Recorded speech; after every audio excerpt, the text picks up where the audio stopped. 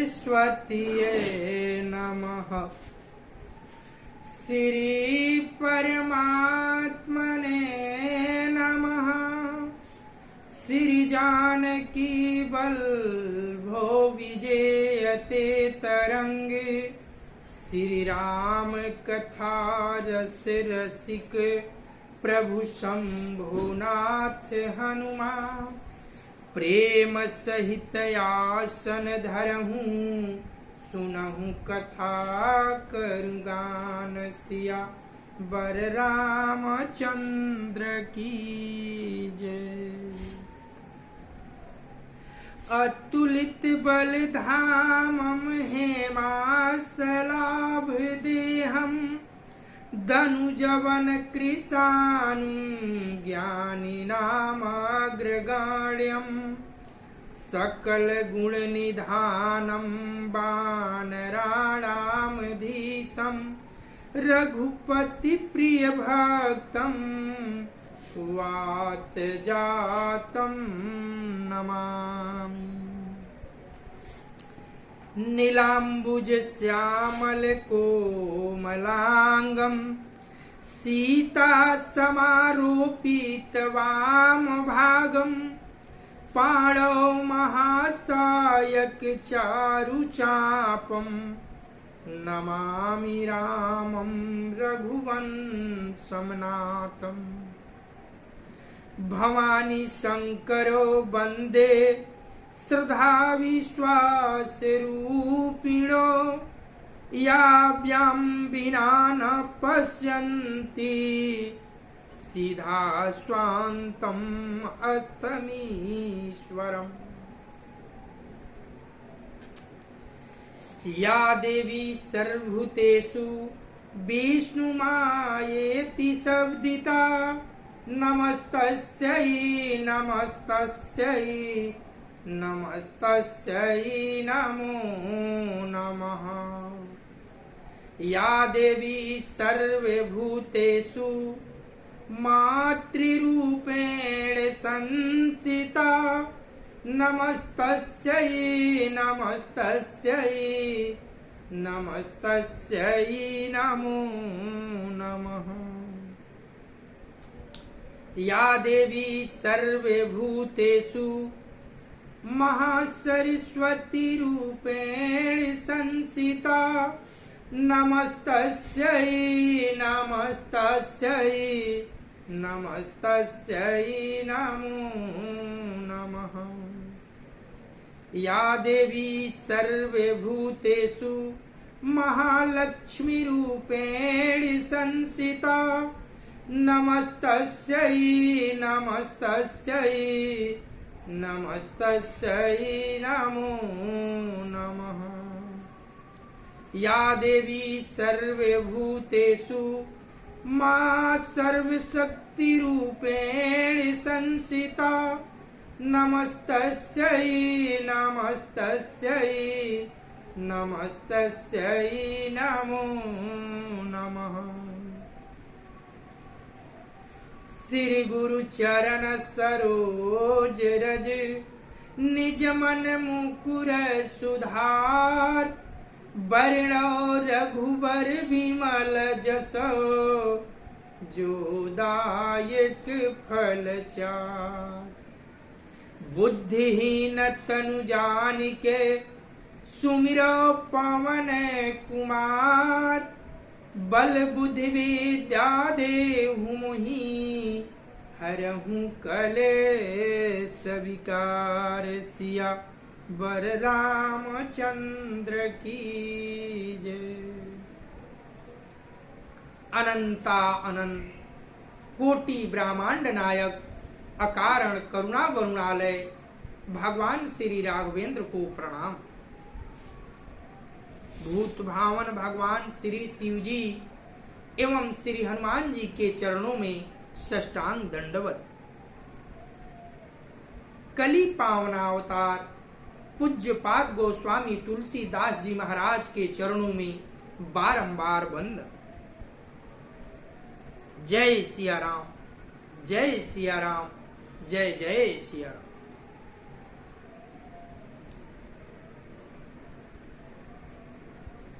आज चैत्र नवरात्र शारदीय नवरात्र का प्रतिपदा पहला दिन है और आज हम श्री रामचरितमानस का प्रारंभ कर रहे हैं। ये हमारा पहला एपिसोड होगा। सर्वप्रथम हम इस कथा की वंदना, श्री राम कथा की वंदना और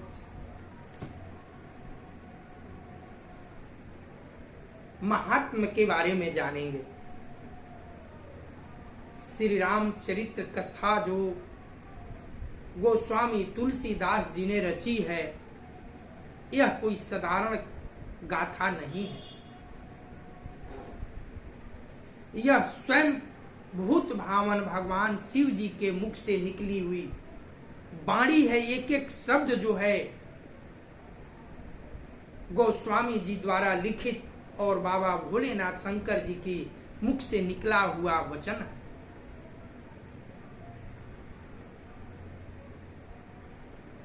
गोस्वामी जी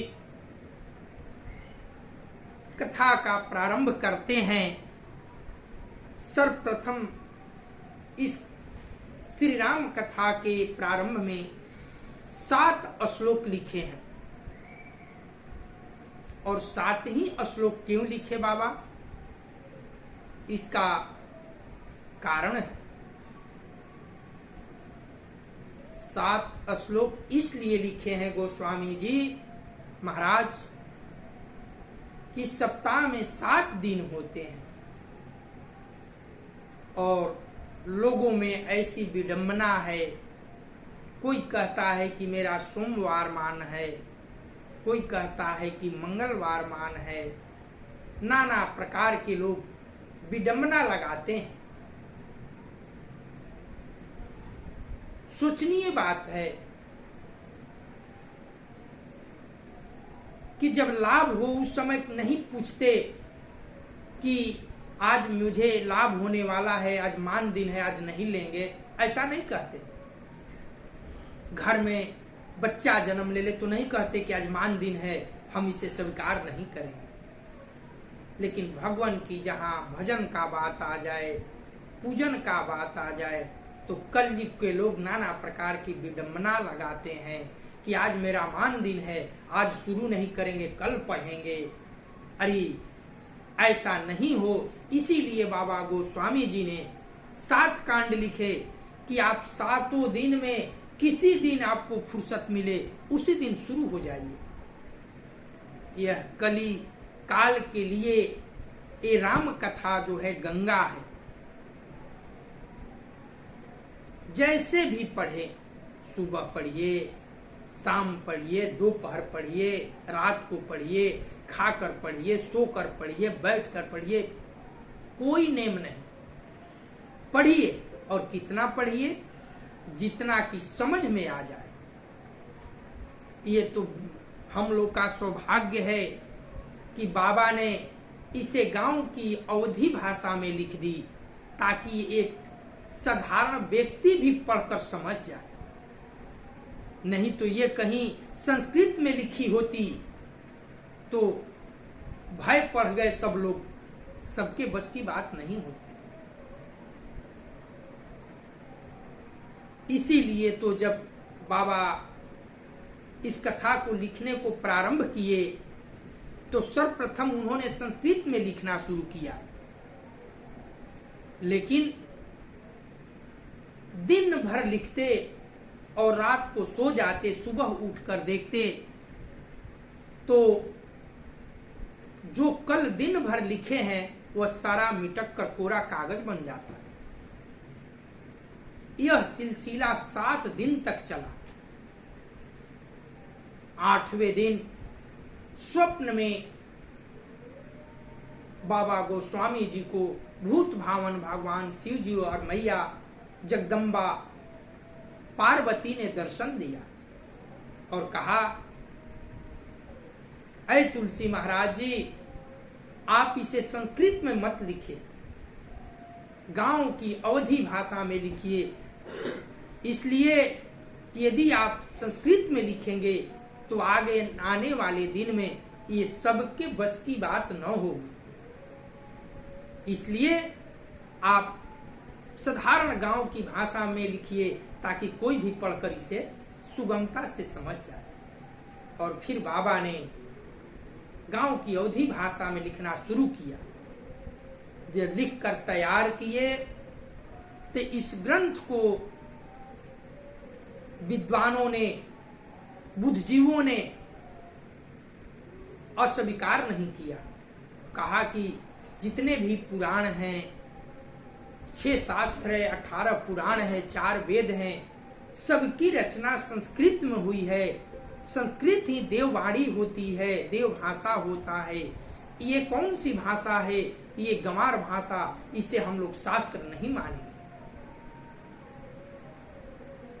तुलसी जी की हंसाई करने लगे, मजाक उड़ाने लगे।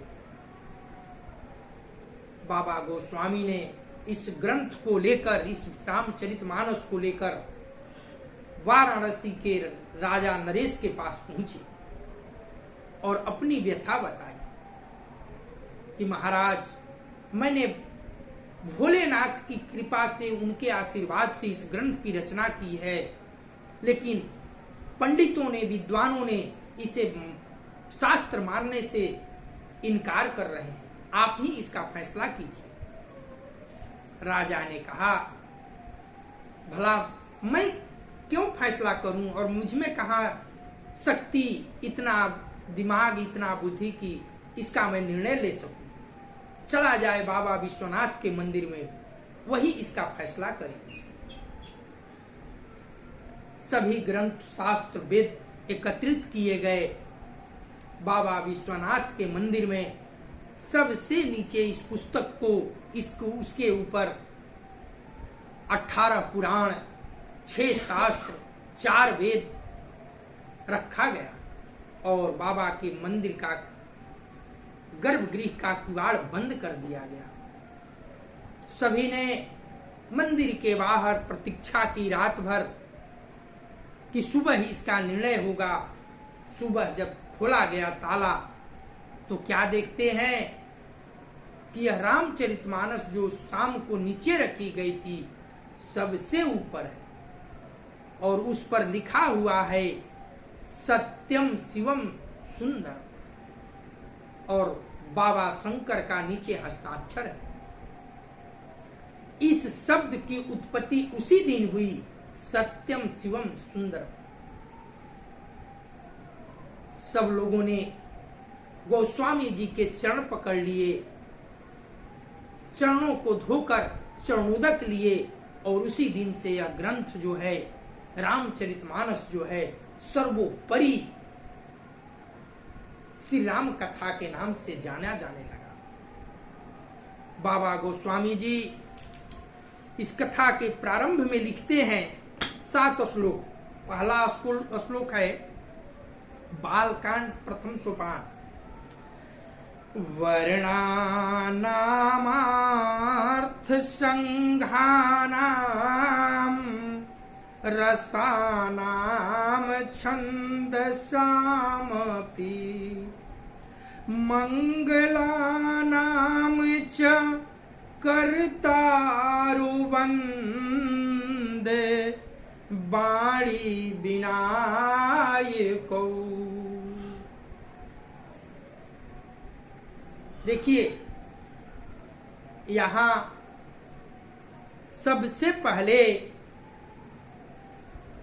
हम सब मंगल कार्य में गौरी गणेश की पूजा करते हैं। व्यापारी वर्ग लक्ष्मी पूजा के दिन लक्ष्मी गणेश की पूजा होती है, लेकिन बाबा गोस्वामी जी ने इस मानस की रचना के प्रारंभ में न गौरी गणेश की पूजा की, न लक्ष्मी गणेश की पूजा की, यहाँ सरस्वती गणेश की पूजा कर रहे हैं। इसका मतलब क्या? कह रहे हैं कि वर्णा नाम वर्णानाम अर्थ संघानाम रसानाम छंदसामपि मंगलानाम च कर्तारो वंदे वाणी विनायको। बाबा गणपति बुद्धि के देवता हैं, बुद्धि के इष्ट देव हैं, और माता सरस्वती वाणी की देवी है। बुद्धि और वाणी दोनों का सम्मिलन बड़ा ही जरूरी है। बुद्धि हो और वाणी न हो तो सारा बुद्धि बेकार है, और वाणी है बुद्धि न हो तो भी सारी वाणी बेकार है। बुद्धि का मतलब ज्ञान, हमारे पास खूब ज्ञान हो, लेकिन वाणी नहीं है, बोलने की क्षमता नहीं है। समाज में देखते हैं कि लोग पीएचडी किए कर लेते हैं, डिग्रियां प्राप्त कर लेते हैं, और उन्हें समाज में खड़ा होकर 4 लाइन बोलने को कहा जाए तो थर थर थर थर उनकी जुबान कांपने लगती है। क्यों? कि बुद्धि है, गणेश जी तो हैं, लेकिन माता सरस्वती वाणी नहीं है। और कुछ लोग हैं कि वाणी है, बुद्धि नहीं है, तो उन्हें समाज में दुत्कार मिलता है, दुख मिलता है। विवेक का होना और वाणी का होना, तभी मनुष्य जो है अच्छे मार्ग पर जा सकता है, सुख पा सकता है। मान लीजिए राम नाम सत्य है, ये तो बात सही है। राम जी का नाम जो है वही सत्य है, ये अक्षर से सत्य है। लेकिन कहाँ बोलना है?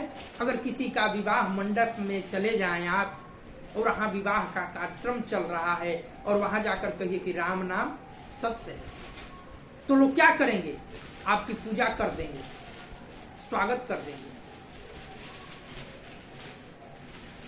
अगर सास पतोह में झगड़ा चल रहा है, कुछ देर बाद दोनों में से कोई ये कह दे सॉरी, तो क्या होगा?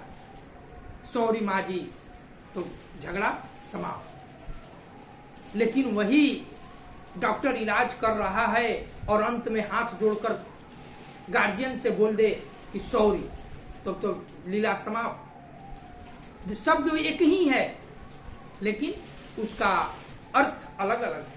यही है वाणी और बुद्धि में सम्मिलन।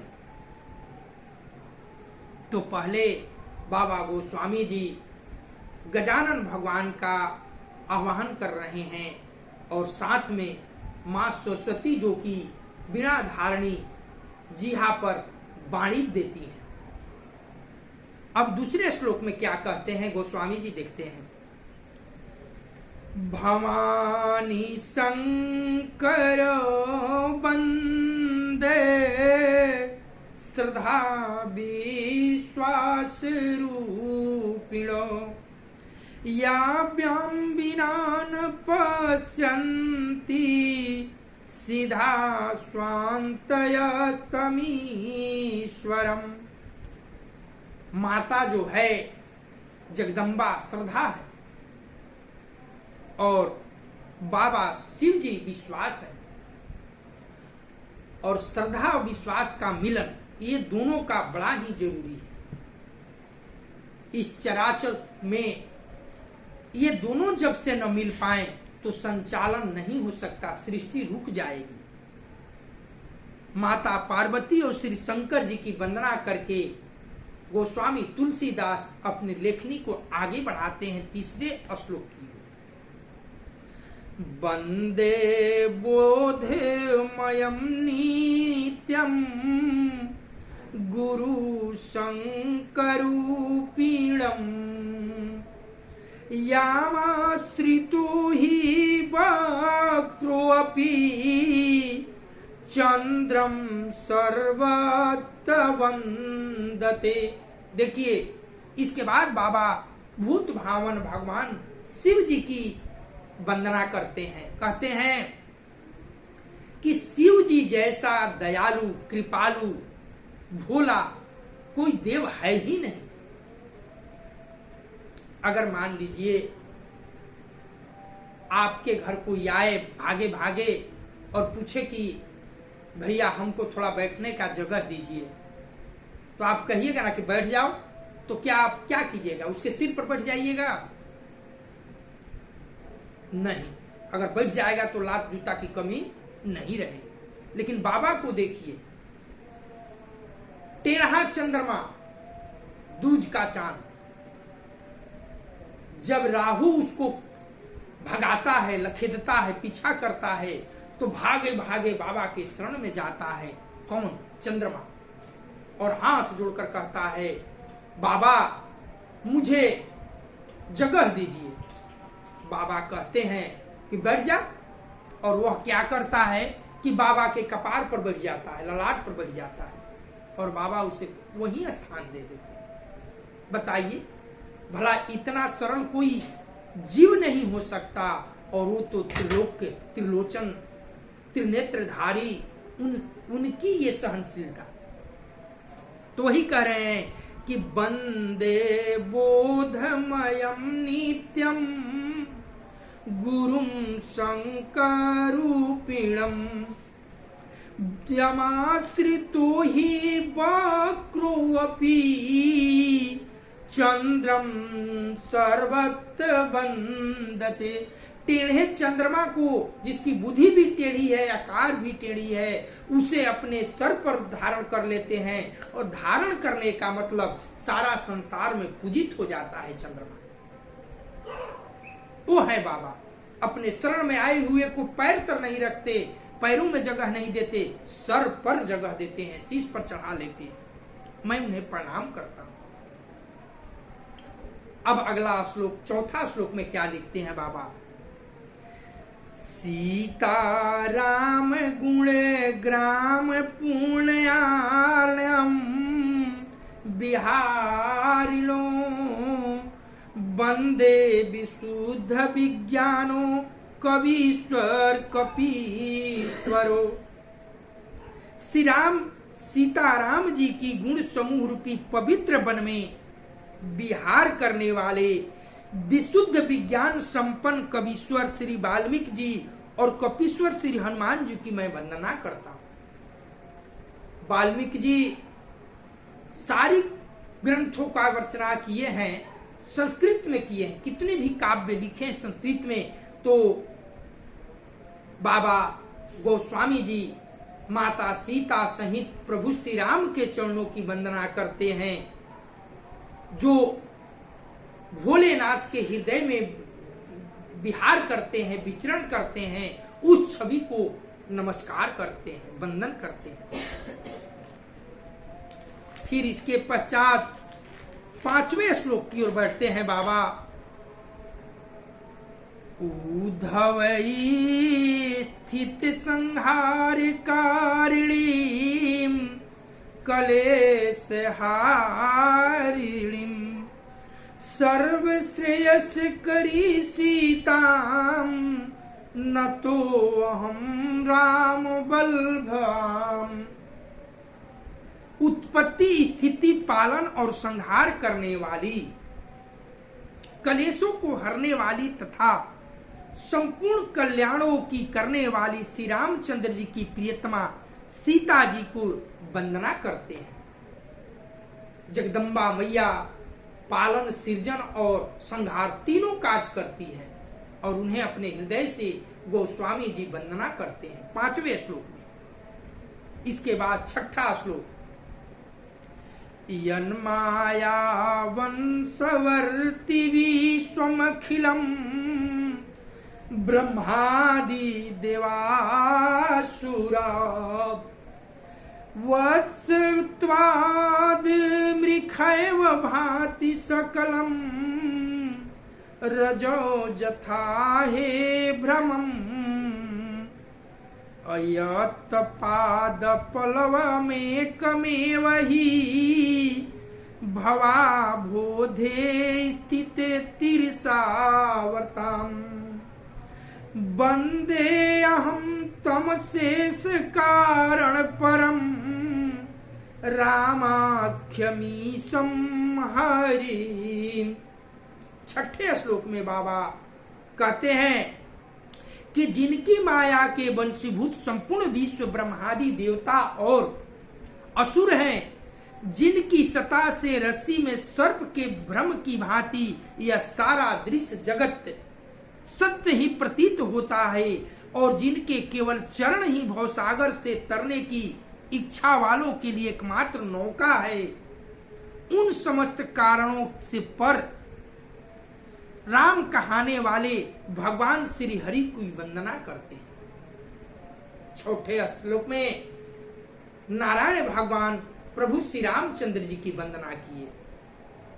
इसके बाद 7वां श्लोक, नाना पुराण निगमागम सम्मतम जदा रामायणे निगदित कचिदिन तोपि स्वांतम सुखाय तुलसी रघुनाथ गाथा भाषा निबधमतिम जुलमातनेतिम।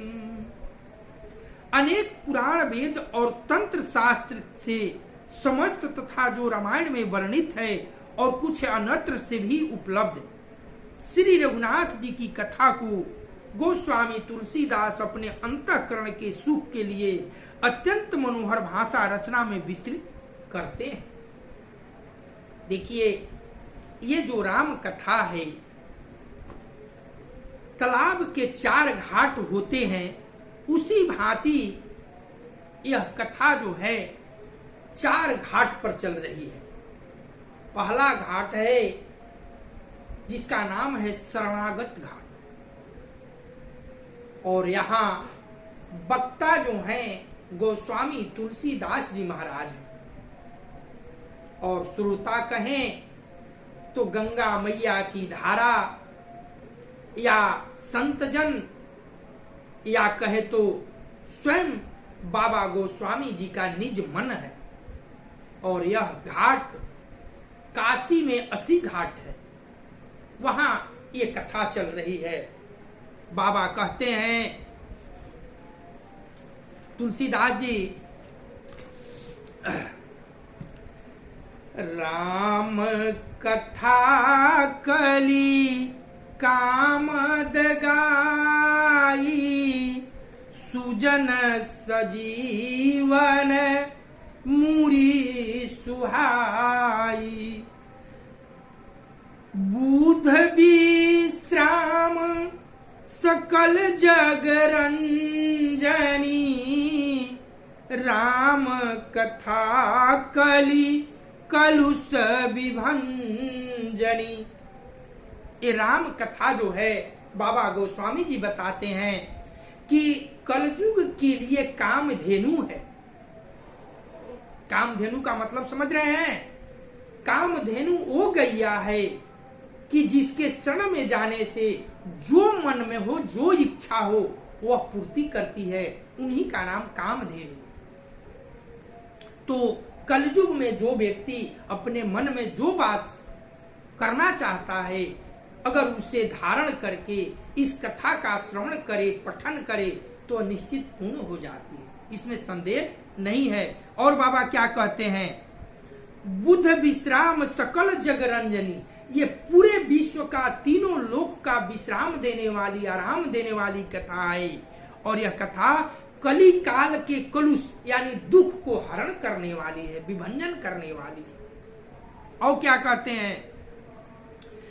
महामोह मही शेष विशाला राम कथा कालिका कराला राम कथा शशि किरण समाना संत चकोर करहि जिमि पाना।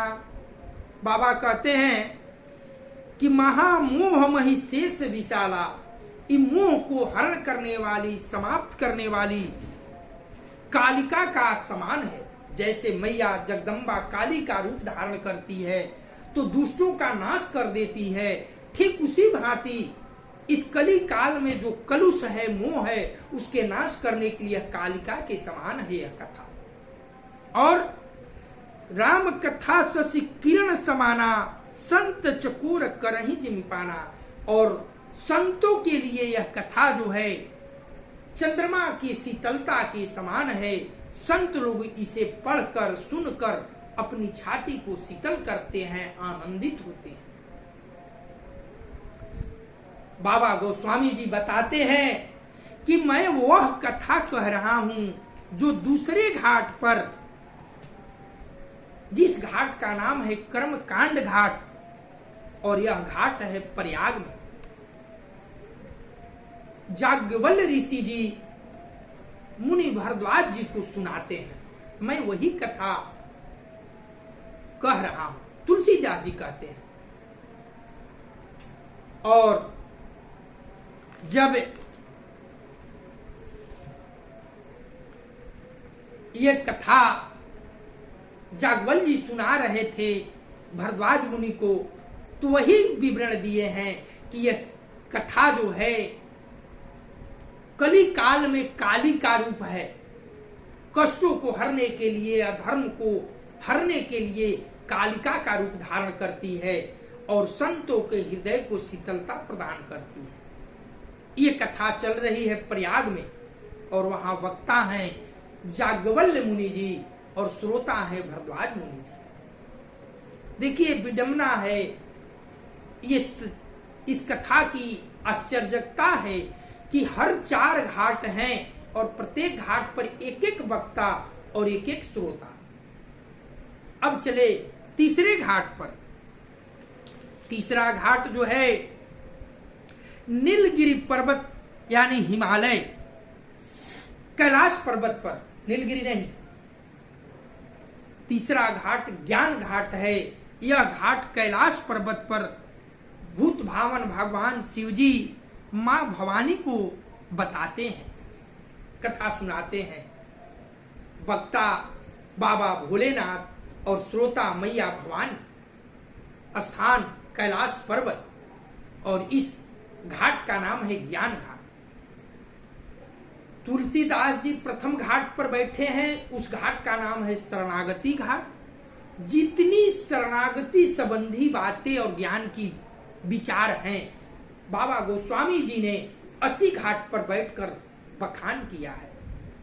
दूसरा कर्मकांड घाट जो प्रयाग में है, वहां कर्मकांड की जितनी विधि और व्यवहार हैं, उन सबका वर्णन याज्ञवल्क्य मुनि ने भारद्वाज जी से कही है। उस घाट का नाम है कर्मकांड घाट। और तीसरा कैलाश पर्वत पर ज्ञान घाट है। बाबा भूत भावन भगवान शिव जी ने मैया भवानी से ज्ञान की जितनी भी बातें हैं सब इस मानस में कह सुनाई है। चौथा बाबा भोलेनाथ कहते हैं मां भवानी से, हे देवी, मैं वो कथा सुना रहा हूं जो नीलगिरी पर्वत पर काकभूषुंडी जी पक्षीराज गरुड़ जी को सुनाते हैं। ये कथा 4 जगहों पर चल रही है और 4 वक्ता हैं, 4 श्रोता हैं। बाबा कहते हैं कि मोह जो ये माया है ना, सबको नचाती है। एक बार राम रावण के युद्ध के बीच में भगवान नाग फांस में बंध गए। तब नारद जी ने गरुड़ जी को बुलाया और कहा कि ऐ गरुड़ जी, चलकर भगवान को नाग से मुक्त कीजिए, नाग फांस से छुड़ाइए, क्योंकि आप सर्पों के राजा हैं, उन सर्पों को खा डालिए। गरुड़ जी गए, सर्पों को काट कर खाकर भगवान को तो मुक्त कर दिया, लेकिन अपने बंध गए। वो कैसे? मोह हो गया, मद हो गया, भ्रम में पड़ गए कि ये भगवान नहीं हो सकते। जो सर्पों के झुंड से बंध गए, क्या ये भगवान है? ये अपने को छुड़ा नहीं पाए, ये तो एक साधारण आदमी है। ये त्रिलोक नहीं हो सकते, तीनों लोक का मालिक नहीं हो सकते, और इसी भ्रम में पड़ गए। पहुंचे नारद जी के पास और यही प्रश्न नारद जी से किए। नारद जी ने कहा, हा, यही माया मुझे भी नचाई है कई बार और आपको भी पकड़ ली। ठीक है, आप ब्रह्मा जी के, मेरे पिताजी के पास जाइए, वहीं आपका इलाज होगा। गरुड़ जी ब्रह्मा जी के पास पहुंचे। ब्रह्मा जी ने पूछा, आइए आइए गरुड़ जी, आप विष्णु भगवान के वाहन हैं, बताइए इधर कैसे आ गए। वही बात सुनाए। ब्रह्मा जी मुस्कुरा कर बोले, यही माया तो मुझे भी कई बार नचाए, आपको भी पकड़ ली, लेकिन इसका दवा खाना, इसका डिस्पेंसरी तो जो है, इलाज जो है, मेरे पास नहीं है। आप कैलाश पर बाबा भूत भावन भगवान शिव जी के पास जाइए, वही आपको इलाज बताएंगे। तब गरुड़ जी कैलाश की ओर चले और बाबा बीच रास्ते में ही मिल गए शंकर जी। गरुड़ जी ने प्रणाम करके कहा, हे देवादिदेव महादेव, मेरा एक प्रश्न है, उस प्रश्न के उत्तर के लिए मैं दौड़ रहा हूं। भगवान ने पूछा, भोलेनाथ ने कहे, बोलो क्या बात है, अपनी बात बताए कि जो एक सर्प से बंध गए, क्या वो भगवान हो सकते हैं? यदि मैं नहीं उन्हें छुड़ाता तो वे बंधे रहते, इसका मतलब कि वो भगवान नहीं है। बाबा ने हंसकर कहा, तो माया आपको पकड़ ली, लेकिन इसका इलाज तो मेरे डिस्पेंसरी में होगा और मैं आपको रास्ते में मिला हूं, लेकिन एक बात है, मैं आपको उस जगह भेज रहा हूं जहां निरंतर 24 घंटा 7x24 आवर कथा चलता है। आप वहां जाइए और थोड़े दिन नहीं, बहु काल कीजिए सत्संगा। आपको बहुत काल तक, बहुत दिनों तक जब सत्संग कीजिएगा तो आपका ये भ्रम दूर हो जाएगा, आपके प्रश्न का उत्तर मिल जाएगा। कहां? नीलगिरी पर्वत पर जाइए, वहां काकभुसुंडी जी रहते हैं और वहां दिव्य दिव्य पक्षी आकर उनकी कथा का श्रवण करते हैं। आप वहां जाइए और उनके साथ सत्संग कीजिए, भगवान की कथा बहुत दिन तक सुनेंगे तो आपका ये जो भ्रम है, मोह है, वह दूर हो जाएगा। गरुड़ जी गए, नीलगिरी पर्वत पर पहुंचे हैं और दूर से ही काकभुसुंडी जी के आश्रम का दर्शन हुआ और आश्रम का दर्शन होते ही उनका जो भ्रम था, मोह था, मद था, सब दूर हो गया और जाकर पहुंचे हैं। काकभुसुंडी जी ने देखा कि हमारे महाराज राजा आ गए, पक्षियों के राजा थे गरुड़ जी। उन्होंने उठकर सत्कार किया, सम्मान किया और आने का कारण पूछा। तब गरुड़ जी ने हाथ जोड़कर कहा, हे काकभुसुंडी जी, आपके आश्रम के दर्शन के प्रभाव से मेरा जो भ्रम था, मैं भटक रहा था, वो सब दूर हो गया, मेरा कष्ट भाग गया।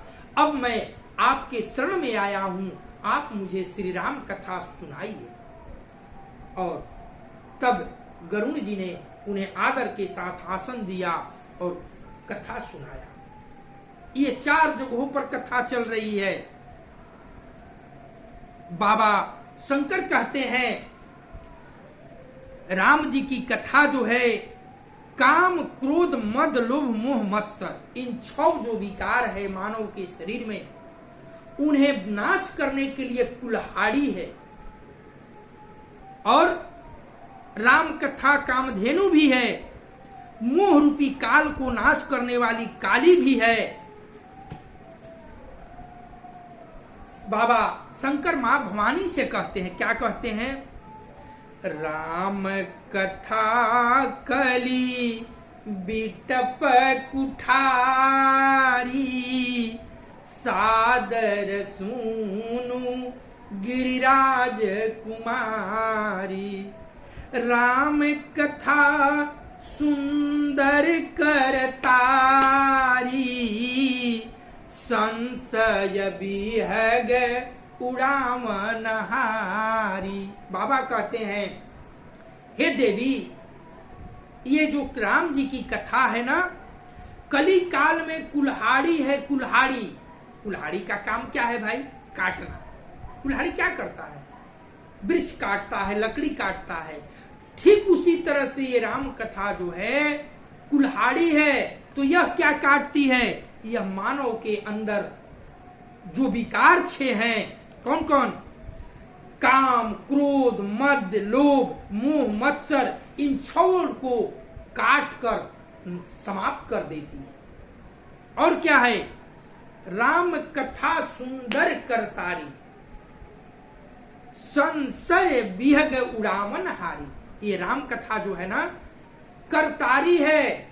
इसका मतलब, मान लीजिए यहां बहुत सारे पक्षी बैठे हैं और उस बीच में कोई ताली बजा दे, क्या होगा? सारे के सारे पक्षी झट से उड़ जाएंगे। ठीक उसी तरह से ये राम कथा जो है, जो इसके शरण में आए, सुने, गावे, उसके सारे विकार क्षण भर में मिट जाते हैं। और यह कथा जो है, जैसे चिड़िया उड़ जाती है करतारी से, उसी तरह से भ्रम, मोह, मद, लोभ सब भ्रम उड़ जाते हैं। ये करतारी है, कुल्हाड़ी है, और कर की ताली शरीर की ताली है। इस कथा में गोस्वामी जी ने प्रारंभ में गजानन भगवान मां सरस्वती की वंदना की, बाबा भोलेनाथ, माता भवानी की वंदना की, सीता मैया प्रभु श्री राम जी की वंदना की, देवताओं की वंदना करते हुए सबकी वंदना की है। अच्छा धर्म की वंदना की, साथ में अधर्म की भी वंदना की, विद्वानों की वंदना की, फिर साथ में मूर्खों की भी वंदना की, बड़ों की वंदना की, छोटों की वंदना की, संतों की वंदना की, दुष्टों की वंदना की, यानी किसी को नहीं छोड़े हैं, सबकी वंदना किए हैं बाबा गोस्वामी जी। यह कथा, इसके बाद 7 श्लोक में के बाद बाबा लिखते हैं 108, जो सुमिरत सिद्धि होई गना, नायक करिबर बदना, करहु अनुग्रह सोई बुद्धि, राशि शुभ गुण सदन सिया बर रामचंद्र की जय। मंगल भावनया मंगलहारी, द्रबहु सुदशरथ अजिर विहारी। जिन्हें स्मरण करने से सब कार्य सिद्ध हो जाते हैं, जो गुणों के स्वामी और सुंदर हाथी के मुख वाले हैं, वही बुद्धि की राशि और शुभ गुणों के धाम मुझ पर कृपा करें। और कहते हैं बाबा, मुक होई बचाल, पंगु चढ़ाई गिरिवर गहना, जासु कृपा सु दयाल, द्रवहु सकल कलिमल दहना। कहते हैं कि जिनकी कृपा से गूंगा जो है वेद की रचना कर सकता है, बोल सकता है, और लंगड़ा जो है गिरवर के ऊपर चढ़ सकता है, वही दयालु कृपालु दीनदयाल मुझ पर द्रवित हो। और क्या कहते हैं, नील सरोरुह श्याम तरुण, अरुण बारिज नयन, करहु सो ममौर धाम, सदा क्षीर सागर सैन। मंगल भावनया मंगलहारी, द्रबहु सुदशरथ अजिर विहारी। जो नील कमल के समान श्याम वर्ण है, पूर्ण खिले हुए लाल कमल के समान जिनके नेत्र हैं, और जो सदा क्षीर सागर में शयन करते हैं, वे भगवान मेरे हृदय में निवास करें। नारायण भगवान की वंदना करते हैं गोस्वामी तीसरे सोरठा में। कुंद मंगल भावन अमंगल हारी, द्रवहु सुदशरथ अजिर विहारी। कुंद इंदु समदेह उमा रमन करुणायन, जाहि दीन परने हैं करहु कृपा मर्दन मैन सिया बर रामचंद्र की जय।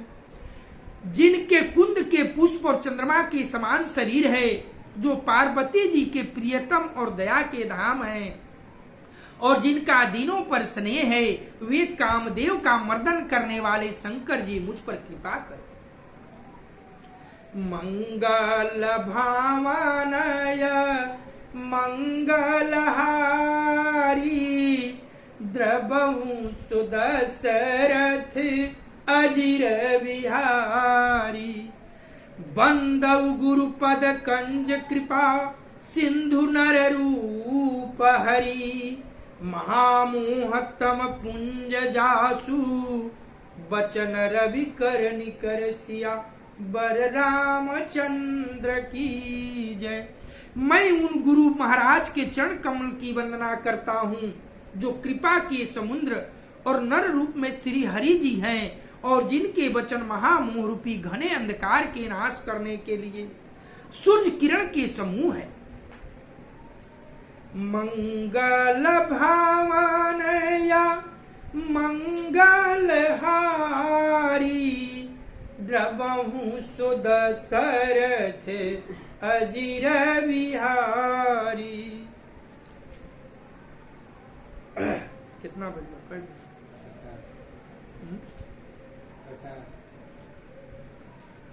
कथा आज हम सब यहीं विश्राम करेंगे। करे पूर गौरम करुणावतारम, संसार सारम भुजगेंद्र हारम, सदा वसंतम हृदयारविंदे, भवं भवामि सहितं नमामि। तमेव माता च पिता तमेव, तमेव बंधु च सखा तमेव, तमेव विद्या द्रविणं तमेव, तमेव सर्वं मम देव देव, तमेव सर्वं मम देव देव। कथा विसर्जन होतु है सुनाऊं वीर हनुमान, जो जन जहाँ से आए हो सो तह कीन हो प्रस्थान। देव सब निज आश्रम गए, शंभु गए कैलाश सिया बर रामचंद्र की जय। पवन सुत हनुमान की जय, उमापति महादेव की जय। ओम नमः पार्वती पतये हर हर महादेव।